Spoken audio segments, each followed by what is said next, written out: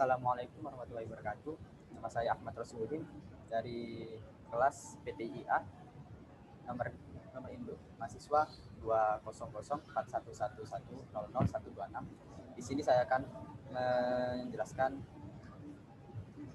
bagaimana cara merakit sebuah komputer di Cisco. Kita refresh dulu. Kita mulai dari awal. Nah, di sini sudah ada komponen-komponennya. Untuk langkah pertama kita pasangkan power supply-nya. Power supply di sini berfungsi sebagai penyuplai tenaga listrik untuk semua komponen yang ada di komputer. Kita atur posisinya.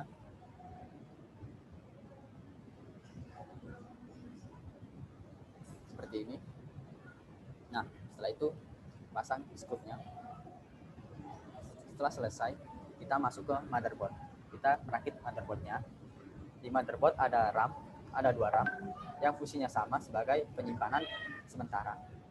Dan cara pemasangannya cukup mudah dengan meluruskan saja, lalu dengan ditambahkan pengunci dengan di kanan dan kirinya. Setelah itu pasang RAM yang kedua, fungsinya sama dan cara pemasangan sama. Kita kunci samping kanannya dan samping kiri. Setelah itu kita pasang CPU-nya. CPU ini sebagai otak komputer dan berfungsi sebagai pengontrol seluruh kegiatan yang ada di komputer. Nah, setelah itu kita tutup CPU-nya dan kita kunci. Setelah itu kita kasih thermal sebagai penghantar dari CPU ke heatsink. Ini kita pasang heatsink-nya. Heatsink di sini sebagai pendingin dari CPU dan kita kunci. Setelah itu kita konekkan konektornya ke motherboard. Kita pasang.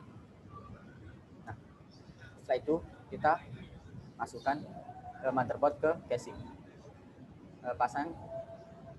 Pasangkan heatsink ini di atas, lalu taruh di casingnya. Nah, setelah itu kasih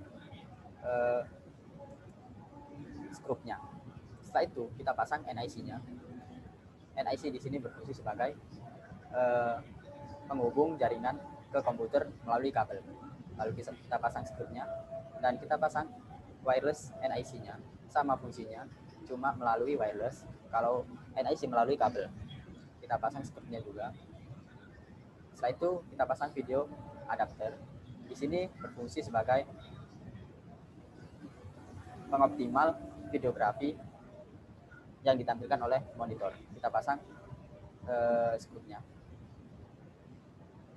Nah, setelah itu kita pasang hard disk. Hard disk di sini berfungsi sebagai penyimpanan yang permanen. Dan kita pasang. Nah, setelah itu kita kasih skrup.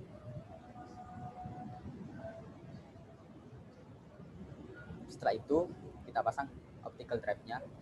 Ini biasanya digunakan sebagai pemutar kaset. Kita pasang. Kita kasih skrup. Setelah itu kita pasang floppy drive-nya. Nah, atur posisinya seperti ini. Floppy drive di sini berfungsi sebagai untuk membaca dari floppy disk. Seperti ini, lalu masukkan. Setelah itu pasang skrupnya. Nah, kalau sudah, kita pasang kabel-kabelnya. Di sini ada kabel-kabel dari power supply. Kita pasangkan di sini. Sesuaikan dengan yang di bawah. Di sini ada penguncinya, sama di sini pengunci. Kita pasangkan. Nah, setelah itu kita pasangkan ini ke sini. Kita atur posisinya agar bisa masuk. Setelah itu pasang ini ke sini. Setelah itu kita pasang ke sini. Kita atur posisinya. Nah, setelah itu pasangkan ini ke hard disk. Sini. Nah, ini kita pasangkan ke sini. Kita atur posisinya. Nah, setelah semua kabel dipasangkan, kita tambahkan kabel patah. Kabel patah dipasangkan di sini. kita atur posisinya seperti ini, kita pasangkan. Nah, setelah itu ujung kabel patah ini kita pasangkan ke sini. Kita atur posisinya seperti ini dan kita pasangkan. Setelah itu kita tambah kabel floppy. Kita taruh sini. Kita atur posisinya. Seperti ini, kita pasangkan. Nah, setelah itu ujungnya ini dipasang ke sini. Terus kita pasang ke sini. Nah, setelah itu kita pasang kabel SATA-nya. Kita pasang seperti ini. Kita hubungkan ke hard disknya. Kita atur pemasangannya seperti ini. Nah, setelah selesai, kita tutup casing panelnya agar terlihat rapi.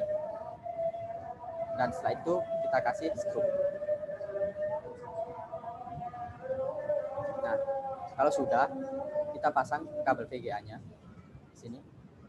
Ini sebagai penghubung ke monitor, layar monitor. Kita sesuaikan dengan colokannya. Nah, sudah. Setelah itu kita pasang keyboardnya, kabel keyboard. Kita colokkan di sini. Kita atur posisi yang benar.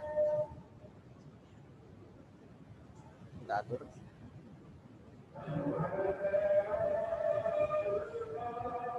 Sudah. Setelah itu mouse-nya kita pasang untuk menghubung mouse ke komputer.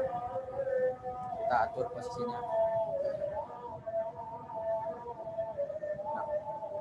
Nah, setelah itu kita pasang kabel Ethernet-nya di sini. Kita pasang di sini. Kita pasang di sini. Kita pasang Ethernet-nya di sini.